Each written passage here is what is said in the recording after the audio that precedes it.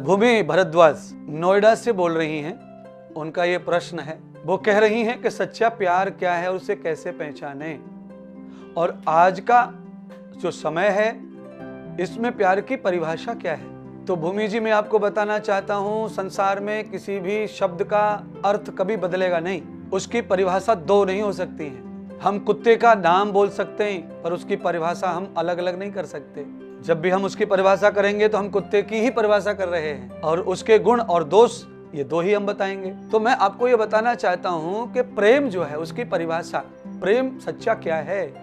तो सच्चा प्रेम वो है जिसमें हमारा निजी कोई स्वार्थ, निस्वार्थ निष्काम, हम किसी के काम आ रहे हैं, जो हमारा परिचित नहीं है या परिचित है, हमने जो उसे सुख दिया है उसके बदले हमें उनसे कुछ नहीं चाहिए, और निरंतर हम बिना किसी अपेक्षा के, किसी भी इच्छा के बिना हम निरंतर उनसे जुड़े हैं, या आपसे कोई जुड़ा है, और जुड़ने के साथ परहित सरस धर्म नहीं भाई, ये प्रेम का ही परिभाषा है। अगर हम निष्काम होकर के किसी के धर्म की रक्षा करते हैं, किसी के स्वास्थ्य की रक्षा करते हैं, किसी के लालच की रक्षा करते हैं, तो हमारा उनके प्रति सच्चा प्रेम है। ऐसा कोई हमारे साथ भी करता है तो उनका भी हमसे सच्चा प्रेम है। क्योंकि प्रेमी जो होते हैं वो स्वार्थी नहीं होते, प्रेमी जो होते हैं वो इच्छावादी नहीं होते, प्रेमी की कोई इच्छा नहीं रहती, उसे तो मीत मिल गया बस हो गया, फिर उसकी कोई इच्छा नहीं है। भगवान मिल जाना ही सब कुछ है। आप जानते हैं, नींबू बाजार से खरीद के लाएंगे तो क्या हमें खट्टा अलग से खरीदना पड़ेगा? नींबू के साथ ही आता है वो तो। आप सेब खरीद के लाएंगे बाजार से तो क्या आयरन हमें अलग से लेना पड़ेगा? वो तो सेब में है ही। आप नमक लेके आएंगी तो क्या अलग से आपको खटास लानी पड़ेगी? वो तो नमक में ही है इसलिए नमक है, वो नींबू में है इसलिए वो नींबू है, सेब में वो आयरन है तो इसलिए वो सेब है। ऐसी प्रेम जब हम लाते हैं कहीं से, प्रेम किसी से करते हैं तो उसमें ये धर्म पहले होता है, हमें धर्म अलग से नहीं लाना पड़ता। जो व्यक्ति धर्म की परिभाषा जानता है वही प्रेम कर सकता है, जिसको धर्म नहीं समझता वो प्रेम नहीं कर सकता। क्योंकि प्रेम तो राधा श्याम का था, प्रेम तो लैला मजनू का था। ये प्रेम की परिभाषाएं जानते हैं, इनमें किसी का किसी से स्वार्थ नहीं था, केवल एक दूसरे को पाने की तमन्ना प्रेम है। और एक दूसरे को पाने की तमन्ना यह है कि उनसे कुछ न पाने की तमन्ना एक दूसरे को पाने की तमन्ना कहलाती है। तुमसे तुम्ही को मांगना चाहते हैं, न ये चाहते हैं न वो चाहते हैं, ये प्रेम की परिभाषा है। बस आपके लिए मर मिटना चाहते हैं, ये प्रेम है। सुभाष चंद्र के अंदर क्या था, चंद्रशेखर आजाद के साथ क्या था, भगत सिंह जी के साथ क्या था, राजगुरु सुखदेव बिस्मिल के साथ में क्या था?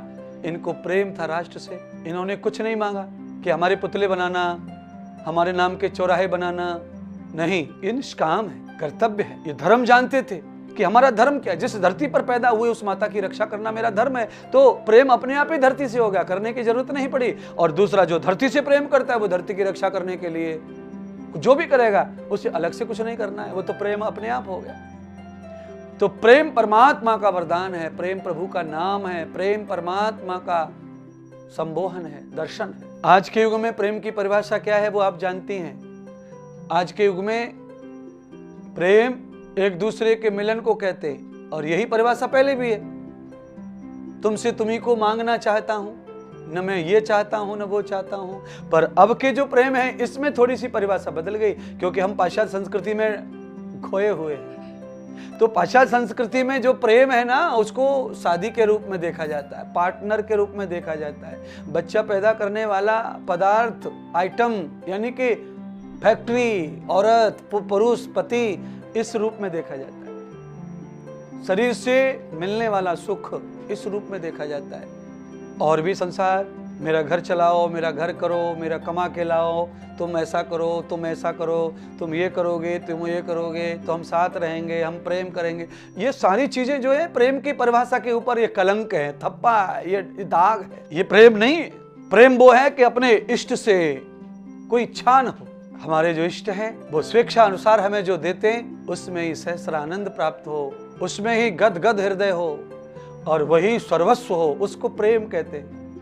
प्रेम के नाम पर नाटक हो रहे दुनिया में, प्रेम के नाम पे ढोंग हो रहे, प्रेम के नाम पर क्या क्या लीलाएं हो रही हैं, प्रेम के नाम पर अपमान, प्रेम के नाम पर बेइज्जती, प्रेम के नाम पर न जाने क्या क्या हो रहा है, प्रेम के नाम पर किस किस को दुखी किया जा रहा है, प्रेम के नाम पर परिवार, कुल खानदान को लोथ किया जा रहा है। ये आज की परिभाषा का प्रेम है। पर प्रेम हमेशा परिभाषा नहीं बदलता।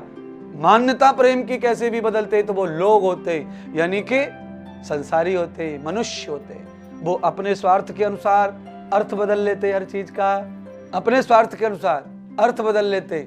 चोर अपनी तरीके से अर्थ निकालता है सत्संग का, साधु अपनी तरीके से अर्थ निकालता है सत्संग का, वैश्या अपने तरीके से अर्थ निकालती है सत्संग का।